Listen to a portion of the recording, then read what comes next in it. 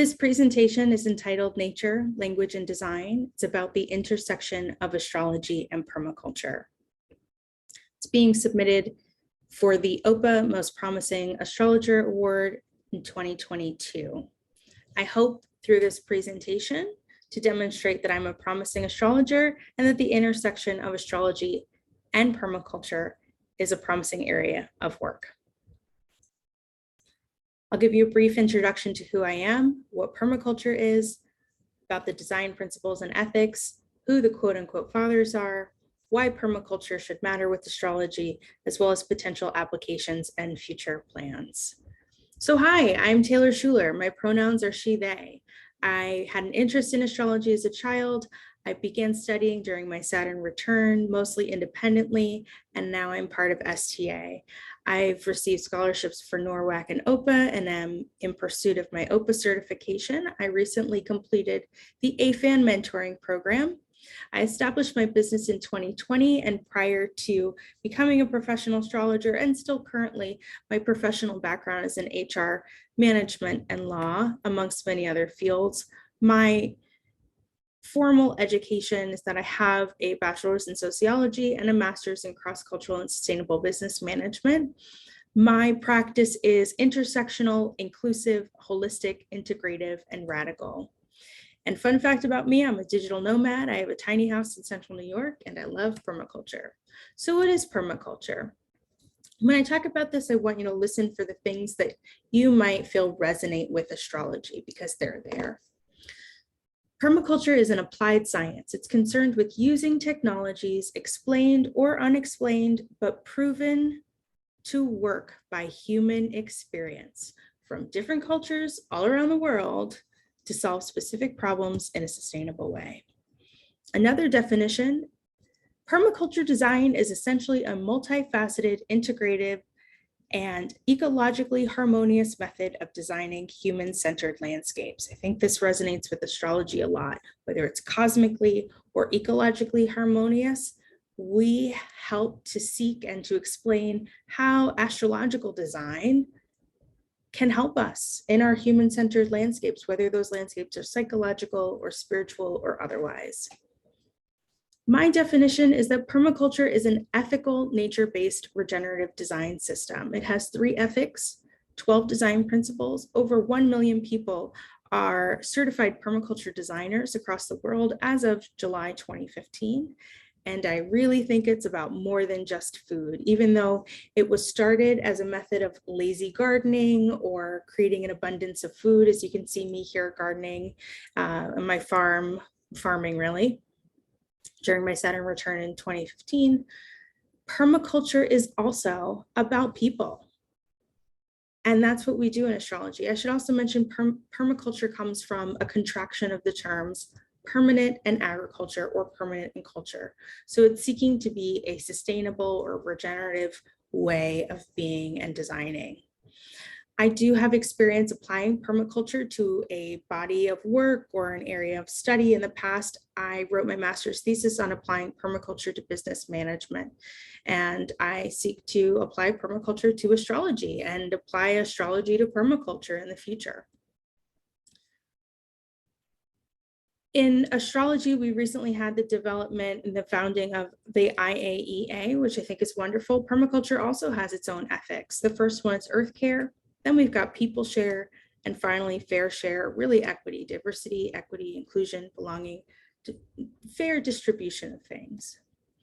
It also has 12 design principles. The first one, observe and interact. We do this in astrology. We start with ourselves, or in permaculture, we call it zone 0, and then we move outward. Or in astrology, we start with the stars and we move inward. And we track our transits and our moon cycles and the way we track the dry season or the height of the sun and where shadows are cast from the sun, or where water pools or the slope of the earth on the land in order to plant food that we later cultivate. So you can see this fluid harmony there between how astrology and permaculture both observe and interact in order to understand design and pattern. We also use a base map in permaculture. We map out from zone 0 to zone 1 is the home. Then we talk about the garden outside the home. And then we go out to the fruit trees that are further from the home that you don't need that often. We do that in astrology as well. We call it a horoscope. The second design principle for permaculture is catch and store energy. I won't get into the 8 forms of capital today, but that's essentially what we're talking about. We're talking about the different resources that we need. We do that in astrology quite often, don't we? Whether someone wants to catch and store more energy financially, or they want to do it in their love life or in their career, we think about where is the energy in the chart and how can they catch and store it and get more of an abundance, and when will the energy come? When are the transits coming? When are the zodiacal releasing periods coming for these, for our clients? We want to make sure that we're aligning our values and we're putting our value where it counts. And it's also about planning, time, budgeting, making a plan, mapping things out. The third principle is obtaining a yield. So here we're seeing a focus on building the energy that's captured and stored in the last principle in order to create abundance.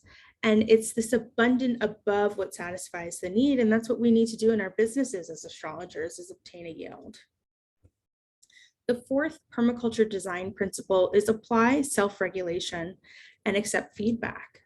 It's meant to use feedback loops to encourage positive growth and discourage negative growth, which we do as professional astrologers, and we help our clients do that as well. OPA does this exceptionally well in the certification program with the peer groups.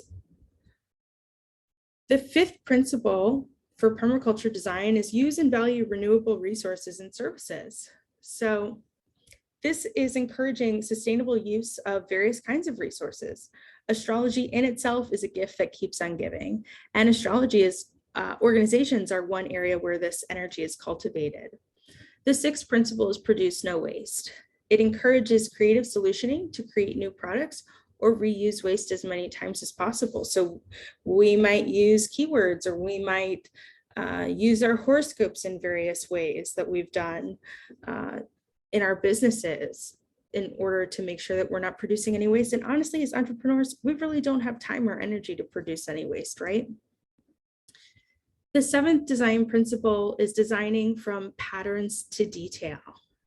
So this encourages recognizing patterns that can be reused in different applications. And as business owners, we find ways to do this as well. And in order to thrive, nature does this in the multiple times that we see signatures repeated in a chart in order to share a message or make meaning. Integrating rather than segregating is the eighth principle that's promoting incorporating as many elements into a design and then having multiple functions rather than segregating elements and having singular uses or functions. We seek to help our clients integrate their charts, or we seek to integrate our own charts. And we find power when we come together as a community of astrologers. So that's two ways to think about this principle. The ninth principle, using small and slow solutions. We need to do that in order to observe their effects so that the best design can be implemented. We don't need to do all the rushing that we're doing in the world today. The 10th design principle is using and valuing diversity. This principle encourages diversifying for mutually beneficial outcomes. We do that. The astrological community recognizes that we need a diversity of voices. We need a diversity of generations present, because that's where the growth and the thriving and all the good stuff happens, right? The 11th principle is using edges and valuing the marginal. This principle teaches us that new and interesting things are happening on the edges, and that just because something is invisible doesn't mean it should be discounted, and that both edges and the marginal provide golden opportunities for abundance. We can see this in astrology with out of balance planets or the 8th house in itself. I think astrology is an 8th house topic. Permaculture is also very 8th house. And finally, the 12th principle is creatively using and responding to change, which reminds us to be intentional about all we do so that we can handle change and see it as an opportunity rather than as a challenge. It's a lot of what we do as astrologers is help our clients to navigate the changes that they're going through, whether it's a tough Pluto Saturn transit, or someone's got a lot of fixed or mutable energy in their chart, or cardinal energy coming their way, or natally, whether it's on an individual or a mundane level, we're looking at these patterns, whether it's from individual clients or from a mundane perspective over a long period of time, in order to help them creatively use and respond to change. So I put the fathers of permaculture in quotes because I want to acknowledge that permaculture is a tradition that was millennia in the making. It didn't just come from these two men that I'll mention. There's ancient, indigenous, many, many ways of knowing, and they simply put a name to it and published it in a book, which has been great and also is not everything. So just putting it into perspective there. I'll just briefly show you Bill Mollison in his chart. Taurus signature, it is a sunrise chart. We don't have an exact time, but that is the date. And David Holmgren, almost a Saturn cycle between them. We do not have an exact time nor exact date, although I'm pretty sure this looks good for David. I would say it's probably this time or later. I'd love to see that moon in Taurus there for David. And they didn't have the best relationship. So I'm showing you this as well because there is some content here about exploring their charts and exploring their relationship as well. They didn't have the best relationship. Bill has passed on. David's still with us. He's a very, very private person, which is part of why it's been difficult to get his chart data. And this is the Aries Ingress chart for the year that Permaculture 1, the seminal work of permaculture, was published. And again, that Taurus chart signature in Canberra, Australia, the moment the sun moved into Aries, as well as that Chiron in Taurus. So this was Bill Mollison's Chiron return and Chiron in Taurus. We've got Uranus in Taurus right now, so very earth focused. And also that fire trine, this intuitive way of knowing, right? That permaculture is. It brings us back to our nature and helps us be in touch with nature. I think that astrology is the language of nature and permaculture is the design of nature. So we've got that form matching the content again. They're mutually beneficial to one another. They both are on the edges and they both value the marginal. Both astrology and permaculture are in need of or support regenerative solutions. Some applications and future plans for astrology. I think there's a number of potential use cases. As astrologers, many of us are specialists and more generalists are needed in order to integrate astrology into everyday life.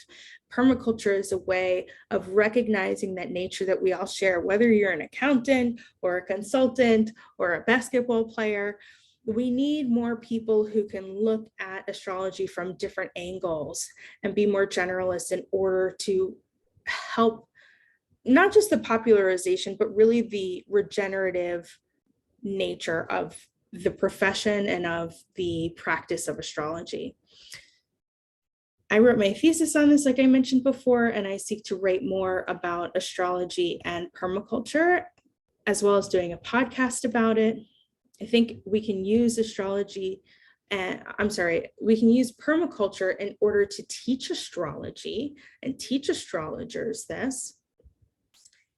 And it can also help us with that regenerative, making astrology and its future regenerative, whether it's astrological organizations, our individual astrological businesses, or in helping society or individuals prepare, not necessarily predict for the future by noticing the patterns that permaculture makes us aware of. And we can also use it in coaching our clients. So thank you. That's my presentation. I appreciate your time and I hope that you've found my presentation interesting. If you have any questions, I'm more than happy to answer them. You can find more about me on my website, www.taylorshuleраstrology.com. Thanks so much. Take care.